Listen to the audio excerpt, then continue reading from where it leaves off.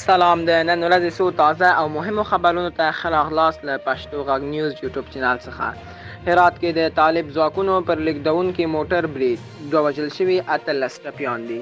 د افغانستان په لویدیځ هرات ولایت کې د طالبانو 200 الفاروق قلي اردو د ځواکونو پر یو لیږدونکي کاسټر موټر وسلوال برید شوی دی. دا برید د دوشنبه سهار شاوخوا 7 بجې د هرات ښار د 4مې حوزې مربوطاتو کې شوی او ویل کېږي مرګ ژوبله هم پکې اوښتی. تر پیښې وروسته د بریدګر او طالب وسلوالو ترمنځ د ډزو د تبادله کېدو خبر هم ورکړ شوی چې ویل کېږي یو بریدګر پکې وژل شوی خو 2 نور تښتېدلي دي. هرات کې د طالبانو امنیه قومندانۍ ویان محمد شاه رسول وویل ډېر ټپیان د قلي اردو د ځواکونو دي.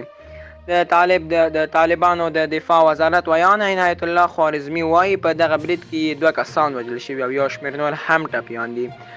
ښاغلی خوارزمي وایي سیمې ته یې ځواکونه رسېدلي دي. یوې سرچینې وویل په دغه پیښه کې لږ تر لږه 18 کسان ټپیان شوي دي. تر اوسه د دغه برید مسؤلیت چا نه دی اخیستی.